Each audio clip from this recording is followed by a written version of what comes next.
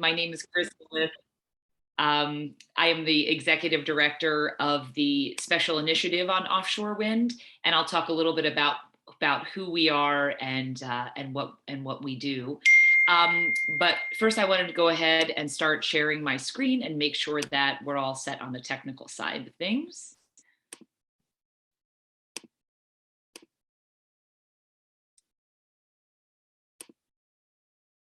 How does that look, Caitlin? Yep, looks good. You're all set. Okay, great. So offshore wind in New Jersey and beyond. What we're going to cover today, there's an overview slide up now. We're going to talk a little bit about the special initiative on offshore wind, do some level setting on how offshore wind works, just kind of a little 101 for folks in case you haven't been following along on that. I know we have all different levels probably joining us today. I'll provide a global and national overview on what the offshore wind program is at a national and global level, dig down into the regional perspective, and then finally directly to New Jersey and what things are happening in and around our state. We'll talk a little bit about the opportunities and challenges of offshore wind and my favorite topic, which is ocean user coexistence or compatibility of offshore wind with existing ocean uses. So that is our agenda for today. And again, starting off, just wanted to share with you about the special initiative on offshore wind. We're a policy think tank who relies on fact-based research and multi-sectoral collaborations and convenings. We provide expert analysis, information sharing, and strategic solutions to advance the responsible and sustainable development of offshore wind. We particularly work usually for state and federal agencies who need policy guidance, technical expertise around these issues. We're guided by a steering committee of diverse interests. And to note, we are not a trade organization. We have private foundation funding, which helps support our objectivity and the unique approach we have in the sector to our work around offshore wind.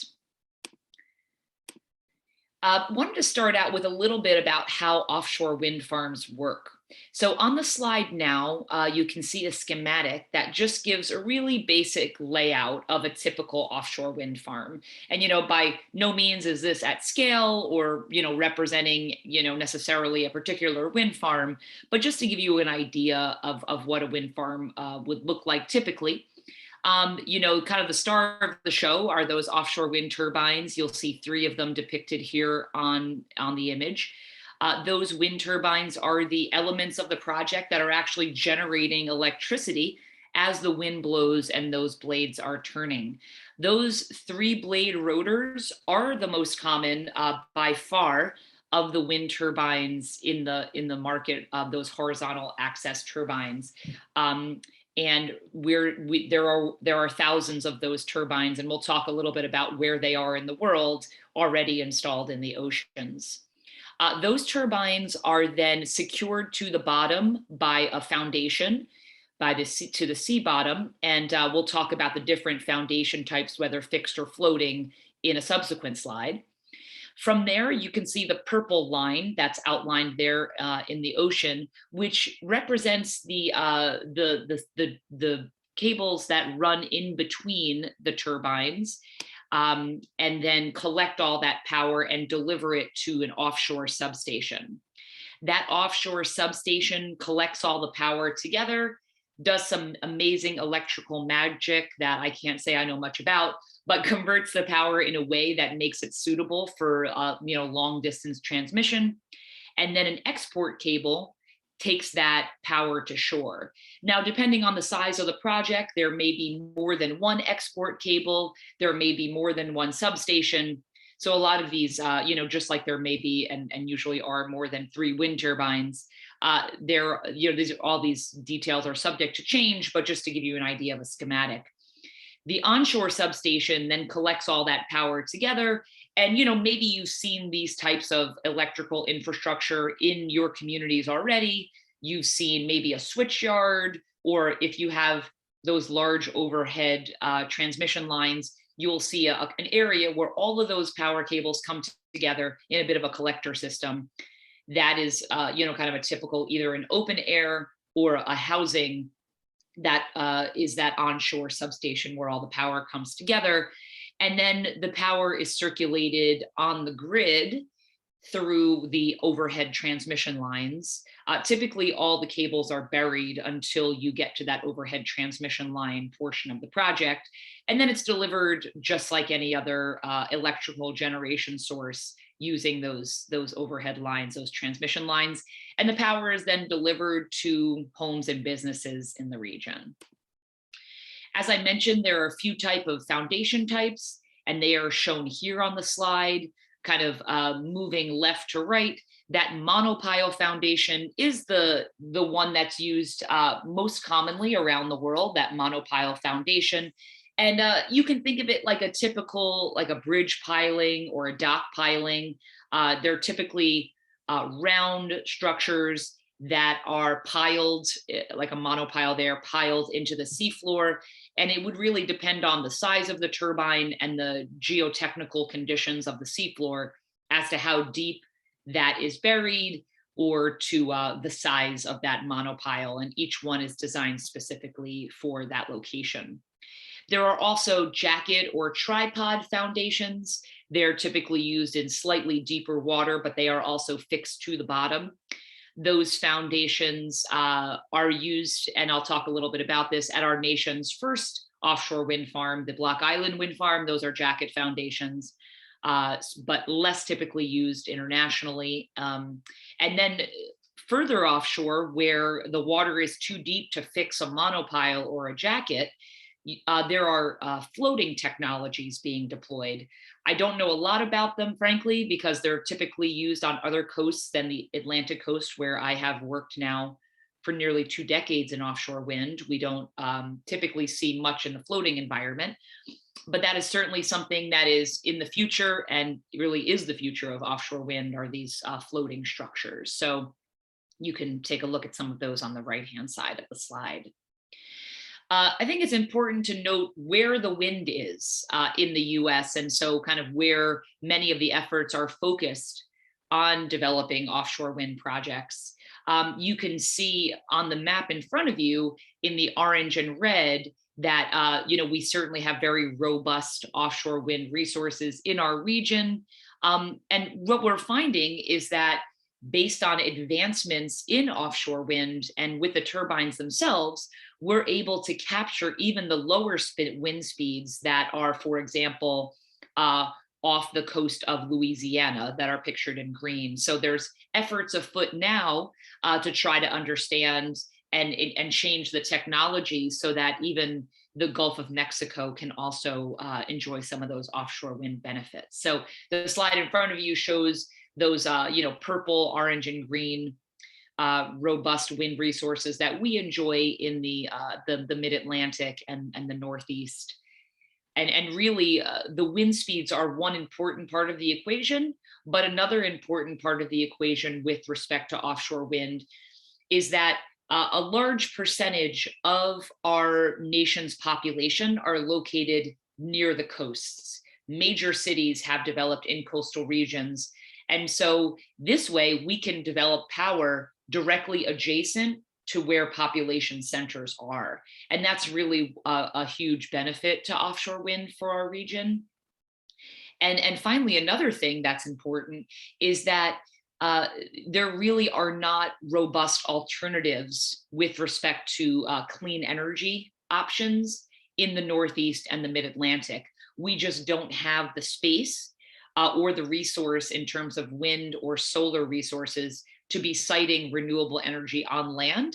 And so that is why it's very typical to see, and why we saw offshore wind, I think, initiated in this region of the country. Because if you look at places like California, and maybe you've been there, you've seen large wind farms that are based on land. But for those of us here who live in New Jersey, know that there's not a large amount of space to put an on-land wind farm or onshore solar system. So offshore wind is a great alternative for our part of the country. I just wanted to step back and give you a bit of a global perspective on offshore wind. Right now, we really see Europe and China leading the pack in terms of the installed amount of gigawatts. And on the slide on the left-hand side, you can see where most of the wind energy is located there in Europe. And you'll see, it's typically Northern Europe, like the UK, Germany, Netherlands, Denmark. They are the leaders in developing offshore wind. Now, I think it's, 1991 was the operation of the first offshore wind farm. So let's see, what year are we in? That's 31 years ago now since Europe started installing offshore wind farms. So we have a long way to go here in the US to catch up. Now they are over 25 gigawatts of offshore wind powering over 10 million, the equivalent of 10 million US homes. China has caught up quite quickly with over 26 gigawatts installed just over the past 5 years or so. So two maps showing where the large extent of offshore wind has been developed over the past decades, and now over 10,000 turbines installed in international waters around the world. We have a target here in the US to install 30 gigawatts by the year 2030. There's a map in front of you. It's kind of a little funny looking, but it's essentially the two coasts cut out and kind of stuck together without the middle of the country. So you can see where the most offshore wind activity is happening. Currently operating, we have 2 offshore wind farms that, I think the term wind farm may be a bit of a generous term. They are more like wind gardens, perhaps, small projects, the Block Island Wind Farm and the Coastal Virginia project, constituting 42 megawatts with a total of 7 turbines only here in the US.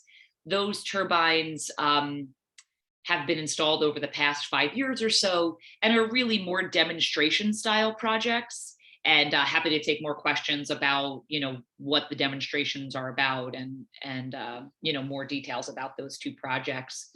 Really next up in the queue are 2 projects in the Northeast, the Vineyard Wind 1 project, which is 800 megawatts. So, that would be a substantial jump for us here in the US. And you can see on the map that Vineyard Wind lease area just off the coast of Massachusetts. And then the South Fork Wind project of 132 megawatts that is located off the coast of also, not far from there, off the coast of Rhode Island, Massachusetts, New York. So kind of doing the math, not that I'm really good at math. In fact, that's why I studied journalism when I went to Rutgers for an undergrad. But doing that math, we would still be under 1 gigawatt, even with these 2 other Vineyard Wind and South Fork Wind projects that we expect to, be operational in the next few years. So we have a long way to go to get to that 30 gigawatt target. They are, these are really important targets in terms of meeting climate goals and economic development goals, both at the state and national level. They are ambitious, but they are achievable. And so, there are quite a few different stakeholder groups and constituencies that are working hard to advance that 30 gigawatt by 2030 goal. So, just digging a little deeper and taking a closer in zoom to our region, you can see the lease areas on the Atlantic coast in the Mid-Atlantic and Northeast. And these images are provided to us from the federal regulator who does let these areas off the coast of the United States. And we'll talk a little bit about that regulatory structure in just a moment. And then all the way down to New Jersey. So these are the 2 lease areas you can see on your screen now that are let off the coast of New Jersey. The northern lease area that you see in green was that one has been leased to a company called Atlantic Shores, and that is a joint venture by Shell New Energy, so the clean energy division at Shell, and a French offshore wind developer called EDF. The southern lease area that's in brown has been leased to a company named Ørsted. They are a Danish company who have been building offshore wind since the beginning, Denmark is famous for offshore wind, and they are the global leader in building and operating offshore wind projects around the world. So two very capable developers with those leases. Each of the lease areas now is right now going through a permitting and kind of an exploratory process in order to get all the permits and do all the site investigations in order to build the wind farms. Those timelines are, still a couple years out. There is, quite a bit of permitting and work yet to be done on those projects, but those are the, in fact, lease areas that are held by those respective companies. There was some very big news with respect to offshore wind a couple of weeks ago that perhaps maybe you saw. So just want to broaden the perspective out just a little bit more to the New York Bight. The New York Bight, and the Bight is an oceanographic term that designates an area, a body of water that has similar characteristics. And the New York Bight runs from Cape May, New Jersey, all the way out to the tip of Long Island and Montauk, New York. So that is what's known as the New York Bight. And just a couple of weeks ago, there were 4.34 billion, I don't even know how to say that, $4.37 billion invested in leases in the New York Bight area. Those those 6 lease areas are listed here on the slide. The corresponding bid amounts and their companies are shown here on the slide. And you can see in the previous slide, I showed you that leased area off the coast of New Jersey. So that's on the far left-hand side of the picture of those lease areas. That polygon, those are still the lease areas held by Ørsted and Atlantic Shores. But now these are the new lease areas, these 6 new lease areas that are in what is called the New York Bight. And they are very relevant to New Jersey. I think we should call it the New Jersey Bight, right? Like, let's go for reform on that. But anyhow, the long-standing name of the New York Bight. So these are those 6 areas. And these are a really great opportunity for New Jersey, because as New Jersey develops this procurement schedule where offshore wind will be delivered to our state, there's now more real estate for the developers to tap into and to be delivering that power to New Jersey. So these are growing and really exciting times in the offshore wind space. So we've been talking a lot about leasing. I wanted to share with you a little bit more about who's leasing these areas anyway. This is the Department of Interior's Bureau of Ocean Energy Management, also known as BOEM. So all the images that I showed you in the previous slides were provided by the Bureau of Ocean Energy Management. They have a very robust website, boem.gov, and you click on the Renewable Energy tab, and you will just see a wealth of information about their process and what is going on. You can click on the New Jersey tab, interstate activities, and learn a lot more about what's happening in our state as well. But I just wanted to share with you a little bit about their process on getting to a leasing area and then through to construction and operations. Sorry, I'm talking a lot. I just drink some water. So, typically this is a 7 to 9 year process. So for those leases that were just let, for example, in the New York Bight, that would come at year 0 if you're looking at this chart that is on the slide. So it starts with about a year or 2 of planning and analysis. And in the case of the New York Bight, it was actually more like, I think, 4 or 5 years of planning and analysis, where the state put forward ideas for potential lease areas. They met with a wide variety of stakeholders to help refine and reduce the lease areas, in fact, to 75% reduction in the original area that was originally proposed, winnowed that down to the 6 lease areas that were let last just a couple weeks ago, and the leases have been granted there. So taking that on a timeline, the next step for the developers would start to be, kind of doing some surveys out on their spaces, understanding the geological, the geotechnical, and the biological conditions on their sites. The developers then submit what's called a site assessment plan, or a SAP, And that site assessment plan allows the developers to do site assessment activities on their site. After that, the developers will submit a construction and an operations plan, or a COP, a COP, based on the information they learned during that site assessment period. That construction and operations plan is then submitted to the Bureau of Ocean Energy Management for consideration. And BOEM has the opportunity to then approve that COP and then work through the permitting process based on the materials that the developer has submitted about their project.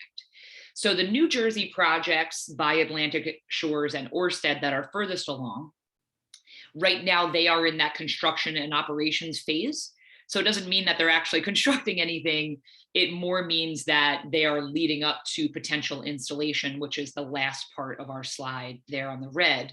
So that construction and operations phase is really that opportunity to go through the different parts of the permitting process and move the construction and operation plan forward. With respect to how I've looked at offshore wind, and I've been doing this for quite some time now, I really see some discrete opportunities and challenges with respect to offshore wind. So I just want to go through some of those with you now. And then just to give you fair warning, in about 5 to 7 minutes or so, we're going to open up the floor for questions. So I hope that what you're hearing today and learning today is inspiring you, and we can have a robust dialogue. With respect to the opportunities, certainly the economic development opportunities for the state, region, and nation are very exciting and robust.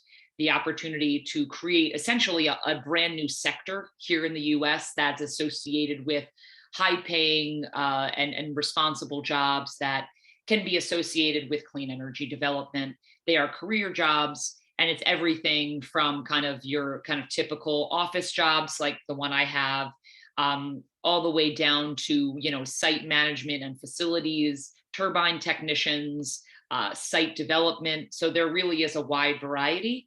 And exciting things that come from that are locating manufacturing facilities in association with those projects. And so in New Jersey, we actually have 2 really robust facilities located on the Delaware River.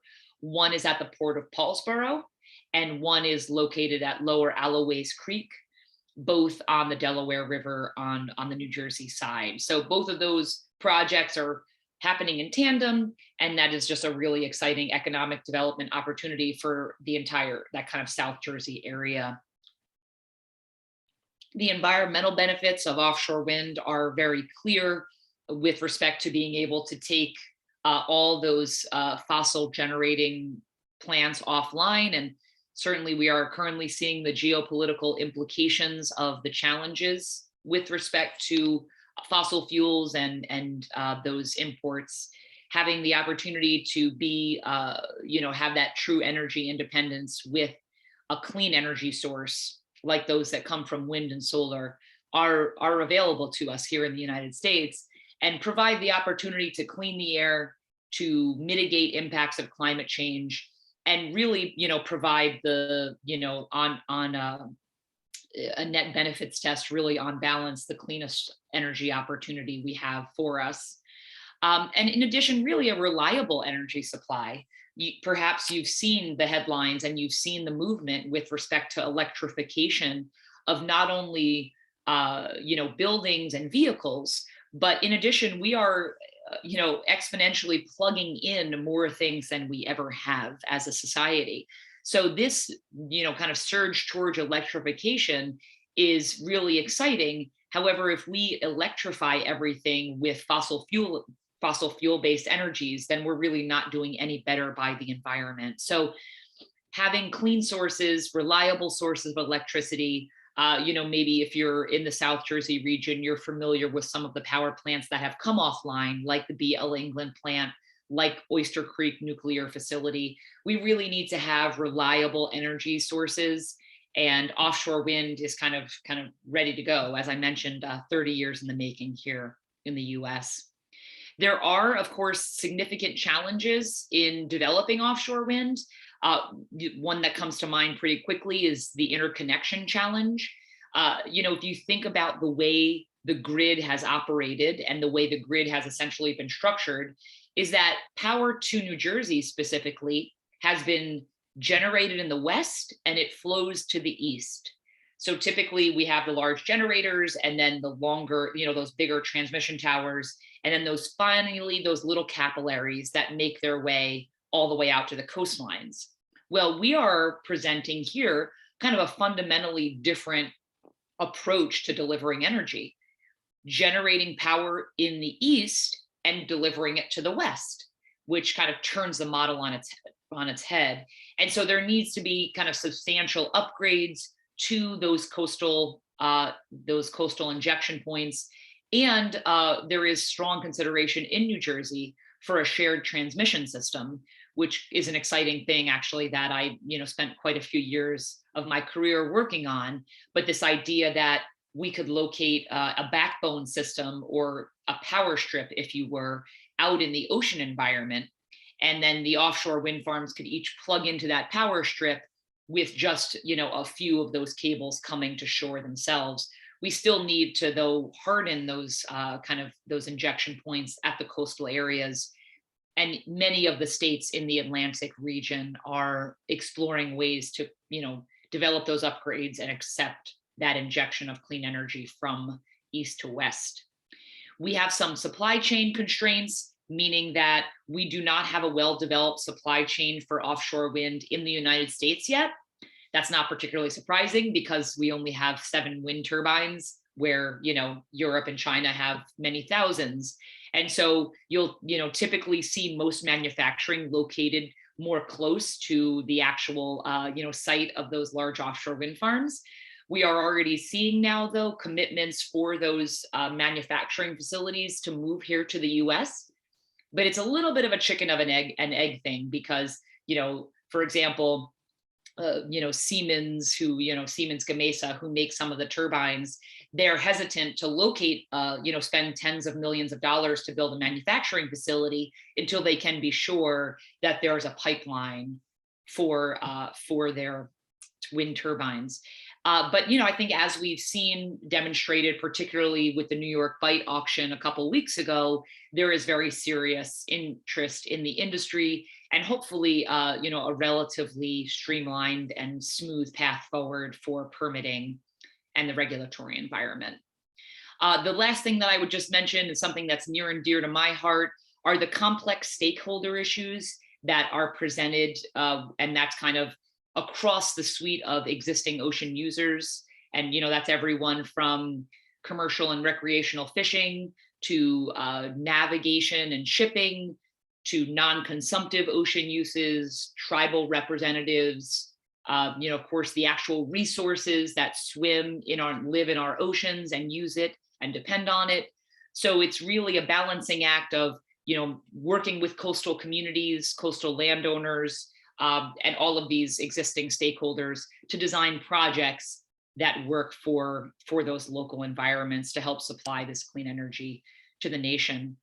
I will just brag for a moment and share that the special initiative did release our supply chain contracting forecast just at the end of last year, which describes how there is a $109 billion revenue opportunity for this supply chain development over the course of the next decade to get to 30 gigawatts. And what's really exciting to me is this $109 billion revenue opportunity is all private sector spending.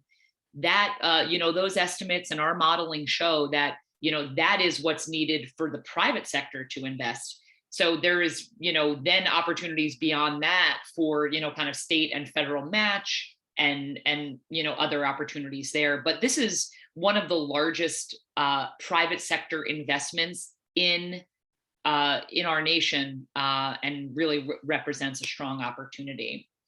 The falling cost of offshore wind really is what is driving a lot of this opportunity. So you can see that trend line showing that the cost of offshore wind falling precipitously since, over the past 10 years or so, with the red stars on the chart showing the cost of offshore wind for the US projects here in the United States. So, that also is really exciting because, I think it's a common misconception that offshore wind energy or clean energy is expensive. What we really see is that what is expensive is, having to deal with the associated consequences of fossil fuel development, whether that's geopolitical, environmental, or otherwise. Some of the reasons that costs are dropping, and we've seen over a 60% drop in Europe over the past 5 years, is technology development, including larger wind turbines. The larger the wind turbines are, the fewer need to be installed offshore. And there's a significant capital cost in build. Like really, the biggest cost of an offshore wind farm are the capital expenditures. So to the extent that we can reduce the number of turbines that are needed to be installed offshore, then you can really reduce the cost, the capital expenditures cost. So that's helping bring down the project cost overall. In addition, there's much more experience in the supply chain, which helps bring offshore wind, to countries in a much more efficient and economic way. And as I mentioned before, this project pipeline here in the US is assuring the payoff of those supply chain investments from those tier one suppliers. Thought I would just share a slide. This is also from the Bureau of Ocean Energy Management. Just kind of depict, actually, I think this is from the National Renewable Energy Lab. That part of my slide is kind of covered up by my name. But anyhow, that's by the National Renewable Energy Lab, which shows some of the projections of how, offshore wind, the size of the turbines is growing. The turbines that are predicted to be used off the coast of New Jersey are 12 to 15 megawatts in size. But it shouldn't be long until 17 megawatts, 20 megawatt turbines are available. And one interesting fact is that the components, many of the components, especially the rotor blades, are so long that they can't be transported over our nation's roadways, which really just creates more opportunities for the ports. So you'll see a real focus on port development, what's called marshaling or staging, because if a wind turbine was to be manufactured in the interior portion of our country, there would be no way to get it to the coast except by vessels offshore. So that's one thing that limits the capacity of onshore wind, is that there's no way to move many of these larger components. And I'm not an engineer, but the larger the components, there is a formula that dictates how much more energy can be generated when you have the larger rotor blades and such. So I think I just have a couple more slides to go through. Was this just two? Okay, I had a little delay there. So I mentioned about the stakeholders that are involved with offshore wind. This is again kind of my favorite topic, but I've listed out here on the slide really the wide swath of folks. And I like to tell my mother when she asks about offshore wind, I tell her, Mom, you're a stakeholder. You go to the beach every year. We were spent most of our time at Seaside Park in Manasquan growing up in the summers. And, it was really, I think as a beachgoer, we are important stakeholders in offshore wind. But listed here on the slide, many who are engaged and involved with respect to offshore wind. And I think by virtue of you being here today, hopefully demonstrates that you are a stakeholder and an interested party. And just delighted to know that you're out there and that you're, interested in learning more. The most prominent stakeholder concerns that we typically hear in the offshore wind sector are around viewshed. So concerns about seeing the turbines from shore and what implications that has for local communities, impacts to the local landfall locations. And, because essentially we talked about those submarine cables coming to shore. So what impacts those may have at local landfalls, impacts to existing ocean users, fishing communities, shipping and navigation, et cetera. Potential environmental issues, the impacts to marine mammals during construction, environmental justice angles, and certainly we can't forget about the birds that are out there and very important to consider, and cost issues, which are largely allayed by, a lot of the cost falling that we discussed. I would say 10 years ago, that was a bigger concern for many stakeholders, but now we're seeing really competitively priced power when you compare that to conventional resources. Stakeholders certainly do have a very powerful impact on offshore wind. The first 3 projects that you see listed here on this slide never made it to fruition. So the Long Island project, Blue Waters project in Delaware, and Cape Wind never made it to fruition, and that was largely to stakeholder concerns around the project. In fact, the Block Island wind farm was delayed over a year because there was strong objection to where the cable was making landfall. So it took the developer some time to figure out the best place to make landfall, working with the community, and that worked out well. And now that Block Island wind farm is operating in a very successful project for Block Island itself. On the slide now is my contact information. That is my cell phone number, so please take a screenshot, jot it down. Caitlin knows how to get in touch with me always, and also there's my email address. Always happy to take any questions or comments now or later. And I think now we're going to just open the floor so that we can hopefully have a conversation. All right, great. Thanks so much, Kris. That's a lot of great information. And we do have some questions in the chat. I'm going to scroll up here a little bit. Some are right to me and then some are for everybody. So the first question, are the proposed facilities at the Paulsboro and Lower Alloways a fact, or are they just proposed locations for now? They are, the Paulsboro facility is under construction, which is really exciting. So you can actually go see that. That is a facility that's being built by a company called EEW. They are a German manufacturer who are now locating a plant here in the United States. They'll be hiring hundreds of workers at their facility. And what they're going to be doing there at the Port of Paulsboro is rolling the steel tubes that become that monopile that hold the turbine up. So, we talked about the Monopyle Foundation. Well, on top of the foundation, there's the tube that leads up to the rotors. They are going to be rolling those huge steel columns and then shipping them out to the site for the offshore wind farm. What's exciting is that New Jersey, and you saw on these maps, is really at the center geographically of the activity. So those wind farms, not just New Jersey's, but really across the region, can be serviced from that Port of Paulsboro. The Lower Alloways Creek site, that is called the New Jersey Wind Port. That is, the development of that project is being led by the state of New Jersey. And right now they are in the permitting phase of that project. So that is a proposed facility, not yet under construction, but has been made significant progress. Okay, great. And then I think the next question, you may have answered this just a few minutes ago, but who is building the Paulsboro facility? Is that EEW? Correct. Okay. The next question is, where are the blades manufactured if we can't build them internally in the US? Parentheses, you may have answered this already. I stepped this for a minute. Yeah, no problem. Well, so it depends on who the developer is contracting. And I can't remember, I don't want to misquote, but right now they're all being made in Europe. But I think France is building the turbines for Ørsted through GE. But don't quote me on that. I think the developers have that on their website, but the short story is they're all being made in Europe now, and they're all going to be floated over here, which is kind of ridiculous.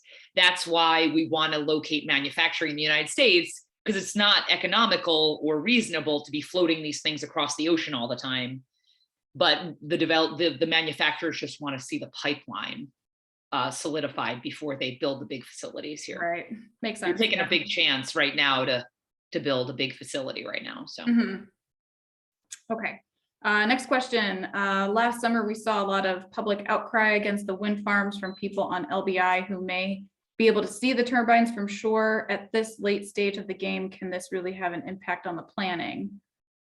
Well, let me take a step back and maybe kind of challenge that question a little bit. We really see kind of overall strong support for offshore wind. There is a vocal minority that objects to offshore wind for sure. They are, on LBI. They, certainly are becoming much more well organized. They've in fact filed a lawsuit against the federal regulators. They certainly could have an impact on the siting of the wind farms. There is still a lot to do. There is still the entire spectrum of the permitting process that needs to be gone through. All of those permitting processes have public comment opportunities, alternatives analysis. There's something called the National Environmental Policy Act, or NEPA, that needs to be complied with anytime a federal agency has what's called a major federal action. So granting a permit to build a wind farm would constitute a major federal action.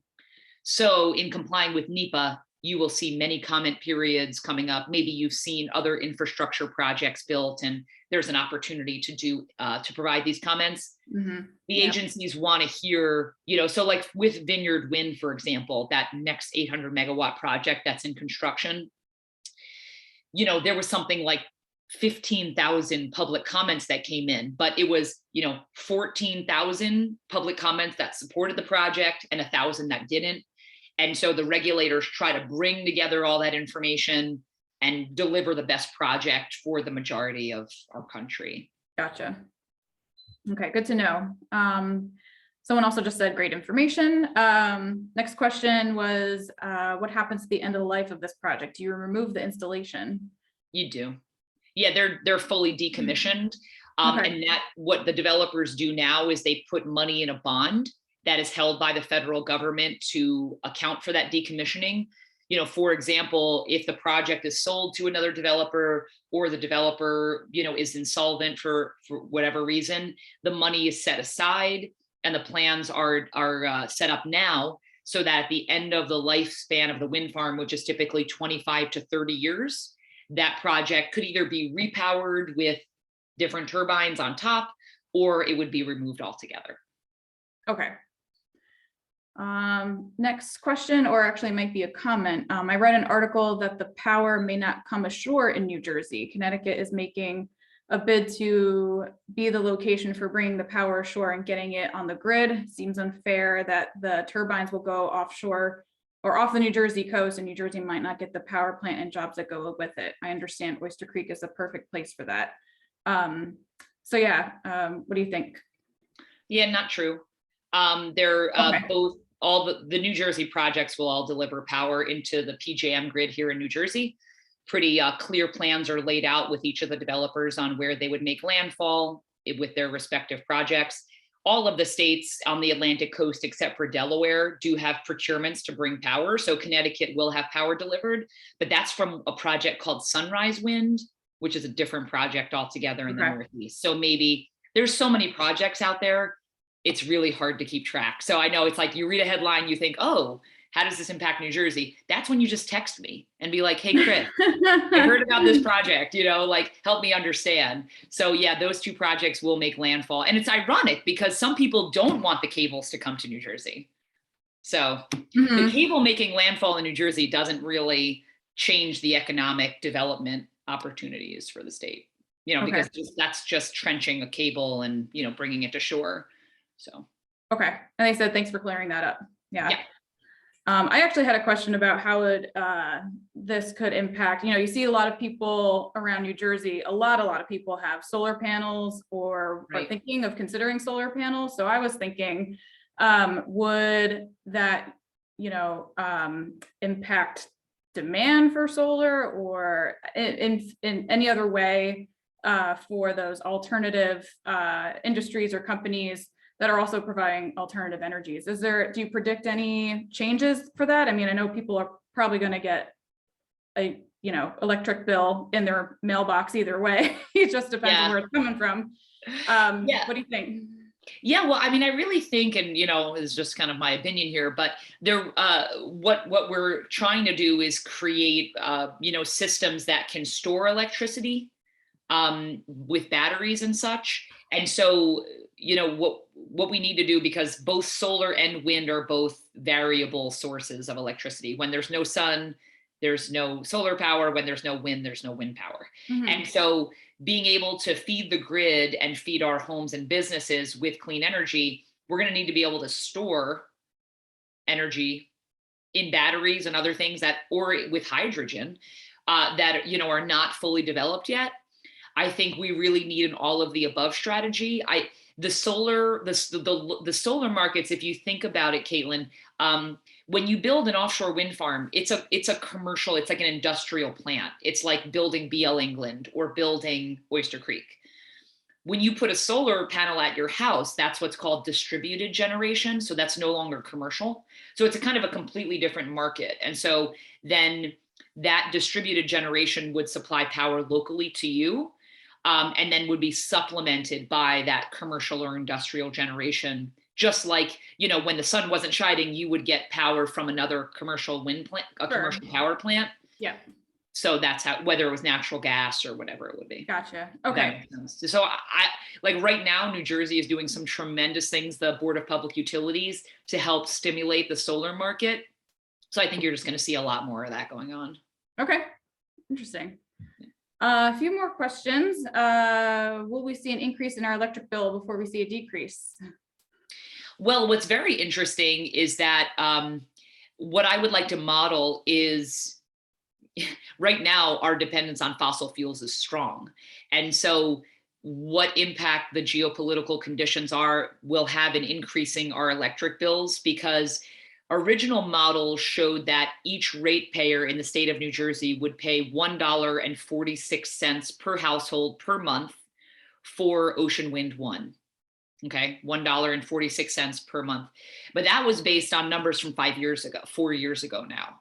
And so what's happening is we're starting to see, because of the volatility in the markets, we're going to start to see our energy bills go up.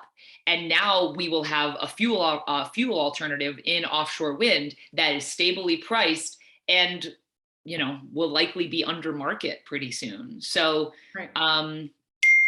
energy markets are really complicated is the short way to say it. Right now, it's anticipated that $1.46 for Ocean Wind 1. Other models I haven't not yet seen, but really in terms of like the margin of error, offshore wind is competitive with conventional energy sources, or lower, as we've seen in other states north of us. So, okay. Typically I see much more than $1.46 fluctuation in my electricity bill myself. I don't know about you guys. So it's kind of within the margin of error at this point. Okay. A couple more. What is being done to mitigate impacts to wildlife migratory patterns? Yeah, great question, and so much work. Really, there are nonprofits being stood up to designate kind of regional strategies on this. There is locally developers need to figure out site-specific solutions. There are state mandates that require solutions. So let me just get a little more specific than that and say, really the two biggest concerns with respect to the environment right now are migration of marine mammals and migration of avian species. So the questioner didn't distinguish, but I'll just talk about both. With respect to migration of marine mammals, in New Jersey is a very popular migratory corridor. There's a few things we can do. One is we can figure out, and we have these data to understand when marine mammals are not migrating. We focus construction of the wind farms when there is not that migratory window. The good thing is the construction season for offshore wind is best in the summer. And by then, most of the marine mammals have migrated north of us, where they want to be in cooler waters in New England. So that kind of works well for New Jersey. Secondly, what we can do is always make sure that there are these federally mandated and trained protected species observers, PSOs, that are on all the construction vessels. These PSOs have special training, and they are scoping out and making sure that there are no marine mammals within a certain area around where the pile driving is happening, to make sure it doesn't impact their hearing. A third thing we can do is what's called a soft start or a ramp up. So once the pile driving starts for these marine mammals, in case there are any in the area, you start with a light hit to the bottom. Then you ramp up the acoustic activity over a certain period. And essentially this would just scare an animal out of the area as opposed to actually harming them, which we certainly want to avoid. And then finally, we would use a suite of what's called PAM, or passive acoustic monitoring. You set up a PAM suite of these are acoustic collectors around the project area. And this way you can hear of any of the marine mammals that are vocalizing and avoid those areas or wait till they are out of the area. So we can use acoustic sensors and visual sensors to ensure that there are no marine mammals in the area. And then finally, there are physical technologies like bubble curtains, which, you know, you open your package from Amazon and they have those fun squeezy things that are like you little pop those bubbles. You take an enormous version of one of those that has a mile size circumference and you drape it all the way around the construction site, and it helps hold in noise as a noise mitigation tool. So that's called a bubble curtain technology. And that's been designed by offshore wind developers over the past years to help contain noise. Wow. With respect to avian migration, one thing that's super important is siting. Site the wind farm outside of the migratory corridor to start with, and then you don't have the potential for the impact. What we've heard from New Jersey Audubon is support for any project that's located more than 8 miles off the coast of New Jersey. The closest wind farm we have is 15 miles. So New Jersey Audubon has, and you can see op-eds that have been issued saying, hey, we're worried about climate change. We're worried about the habitat loss for avian species because of climate. And if we don't clean our energy system, that's really the most important thing. So keeping those wind farms more than 8 miles from shore, and then of course, keeping up with all the monitoring and modeling that's involved with the avian risk assessment, which is required by state and federal agencies. So that was like 3,000 pages in 3 minutes. So yeah. Sorry. Yeah, no, that's good. Lots going on. And actually, I just wanted to also say that the Jacques Cousteau Reserve, about a month ago, we had an eco evening presentation from Dr. Josh Kohut from Rutgers University, and he has his underwater robot gliders that are deployed for these specific reasons as well, to maintain or to monitor marine mammals, where they're going in as part of that project or that effort to, you know, track where they're going and where they are off the coast. So actually, I'm going to put, if you're interested in watching that video and how robots are helping to inform, you know, location of offshore wind turbines, I have that in the chat for you guys as well. So I think we're really close to time. There's another question about Gardner's Basin and AC as an example of a smaller port involvement in the construction and maintenance process, as I guess an example of, right. Yeah. Oh, I guess that they were asking that as a question. Oh, I'm sorry. Is it an example? Yes, it is absolutely an example. Okay.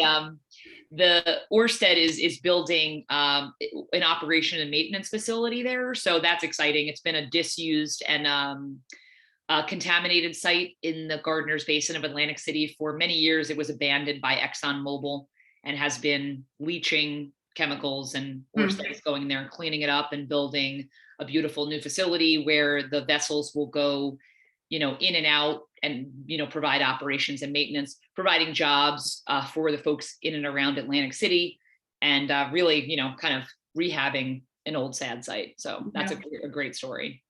Cool. Yeah, that's good to hear. And then someone was wondering if we can get a copy of the slides. Sure. Happy to send those to you, Caitlin. Yeah, and I can email it out to everybody that attended today. And then final question before we wrap things up, is the developer also required to monitor marine mammals during site assessment surveying of the seafloor?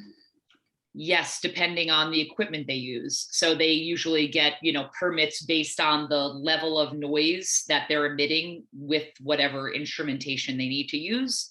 It's called Incidental Harassment Authorization from the National Marine Fisheries Service. And that IHA, as it's known, will have certain mitigation requirements from the federal regulators. Okay. All right. So, oh, we did have one more if you have time for one more. Sure. Yes, I do have another 1:30, but happy to take one more. Oh, okay.